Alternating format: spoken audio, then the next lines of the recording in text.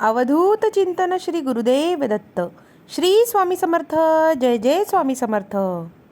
स्वामी म्हणतात, माझ्या प्रिय बाळा, तू मागील काही दिवसापासून आमच्या संदेशाची खूप वाट पाहतो आहेस. आम्हाला ठाऊक आहे बाळा, तू या संदेशाची किती आतुरतेने वाट बघत असतोस. स्वामी म्हणतात, बाळा, आज हा संदेश तुझ्याकरता आम्ही घेऊन आलो आहेत.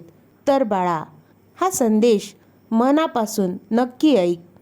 बघ, तुला तुझ्या मनातील इच्छा आणि आकांक्षा पूर्ण होताना दिसून येतील.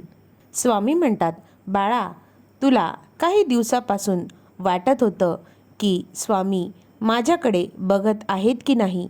तर बाळा, एक गोष्ट लक्षात ठेव, आम्ही नेहमी तुझ्या सोबत असतो.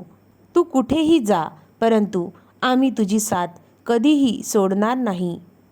कारण आम्ही आमच्या भक्ताला सर्वात प्रिय मानतो. स्वामी म्हणतात, बाळा, येत्या काही दिवसातच तुझ्या सर्व इच्छा आकांक्षा पूर्ण होतील. फक्त तू आमच्यावरचा विश्वास कधीही डगमगू देऊ नकोस.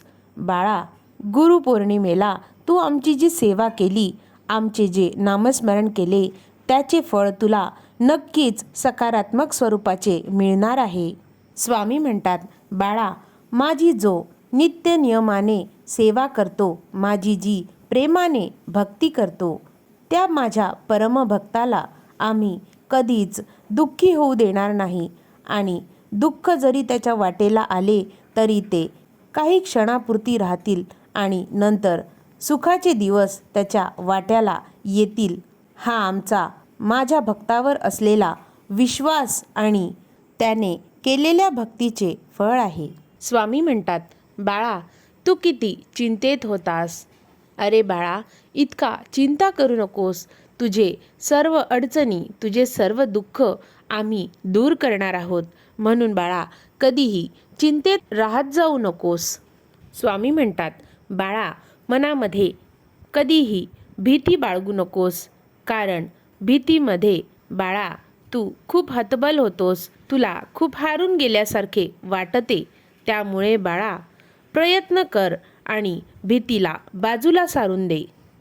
तू जर आता भीतीला बाजूला सारलं तर नक्कीच तुला जे यश प्राप्त करायचे आहे त्यामध्ये तू नक्कीच यशस्वी होशील. स्वामी म्हणतात, बाळा, आयुष्य जगताना आपल्याला अनेक अडचणींना, अनेक समस्यांना सामोरे जावे लागते आणि त्या आपल्यासमोर अचानक उभ्या होतात. अशा वेळी बाळा, भीती, भ्रम, तुझ्यात असलेला तणाव, आत्मविश्वासाचा अभाव आणि नकारात्मक तुझी मानसिकता यामुळे बाळा तू काहीतरी चुकीचे निर्णय घेऊ शकतोस. म्हणून बाळा, या सर्व गोष्टींना दूर कर. तुझ्या अडचणी तूच सोडवू शकतोस. कारण बाळा, आम्ही तुला पाठिंबा देऊ, तुझ्या सोबत उभे राहू. मग तुला कसलीही समस्या त्रास देणार नाही. स्वामी म्हणतात, बाळा, या सर्व गोष्टीतून, या सर्व अडचणीतून आणि समस्यातून तू पुढे जायला पाहिजे असा आमचा निर्णय आहे. कारण या सर्वांना तू जर मात करून पुढे जाशील तर बाळा एक नक्कीच विशिष्ट व्यक्ती म्हणून वावरशील. म्हणून बाळा, कधीही हार मानू नकोस. कारण हारल्यावरच जिंकण्याची जिद्द आम्ही तुझ्यामध्ये आणणार आहोत. स्वामी म्हणतात, बाळा, प्रत्येक दिवस हा सारखा नसतो, पण येणारा प्रत्येक दिवस हा नवीन आशा तसेच नवीन दिशासुद्धा घेऊन येतो. त्यामुळेच बाळा, प्रत्येक गोष्टीची आशा ठेव आणि ते साध्य करण्याची तुझी जिद्द कायमस्वरूपी तशीच राहू दे.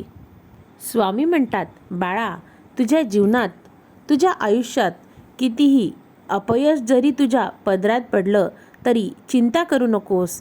कारण बाळा, तुझ्यामध्ये जिंकण्याची जिद्द जोपर्यंत जिवंत आहे तोपर्यंत तुला कोणीही हरवू शकत नाही. तुला ते साध्य करण्यासाठी कोणीही रोखू शकत नाही. कारण बाळा, तू आमची मनापासून भक्ती करतोस. स्वामी म्हणतात, बाळा, अडचणी ह्या प्रत्येकाच्या आयुष्यात असतातच, पण जो त्या अडचणींनाही बाजूला करून त्या अडचणींचे मार्ग शोधतो आणि त्यातून निघण्याचा प्रयत्न करतो, तोच खरा जीवन जगत असतो. स्वामी म्हणतात, बाळा, आयुष्यात चालताना चालणारे आपले दोन पाय किती विसंगत असतात. एका मागे एक मागे असतो, एक पुढे असतो. पुढच्याला अभिमान नसतो, परंतु मागच्याला अपमानसुद्धा नसतो.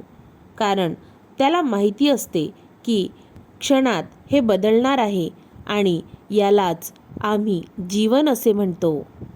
स्वामी म्हणतात, बाळा, तुला जे जीवनामध्ये साध्य करायचे आहे, तू जी आमची भक्ती करून जे तुला साध्य करण्यासाठी परिश्रम करतो आहेस, तर बाळा, एक गोष्ट नेहमी लक्षात ठेव.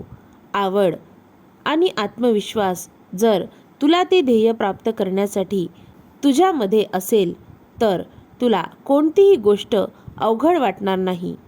कारण तुझ्यात आवड असली तर ती गोष्ट अगदी सोपी वाटेल आणि आत्मविश्वास असेल तर तुला कधीही कोणताही रस्ता अवघड वाटणार नाही आणि तुझे मार्ग सगळे सोपे होतील.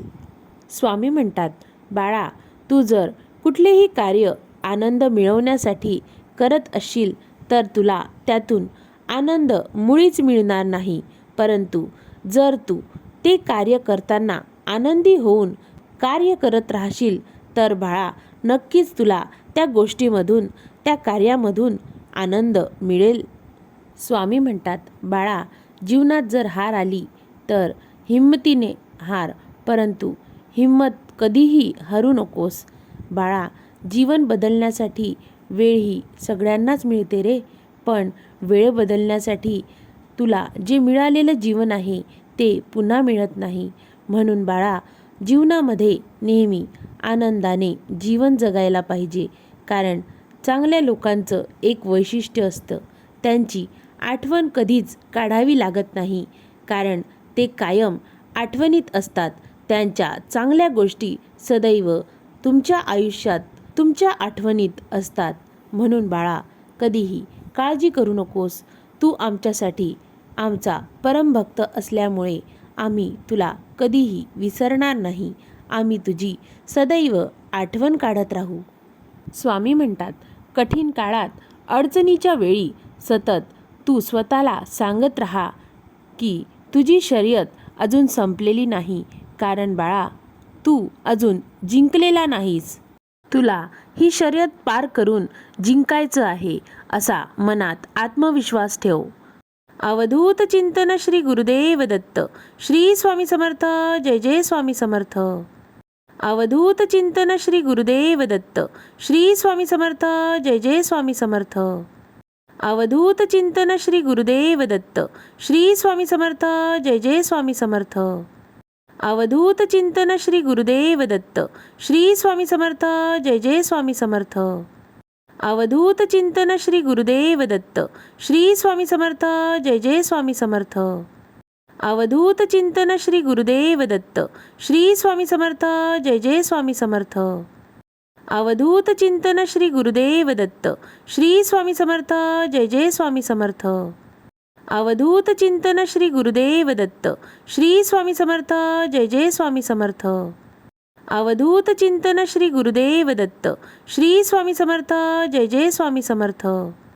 अवधूत चिंतन श्री गुरुदेव दत्त. श्री स्वामी समर्थ. जय जय स्वामी समर्थ. अवधूत चिंतन श्री गुरुदेव दत्त. श्री स्वामी समर्थ. जय जय स्वामी समर्थ.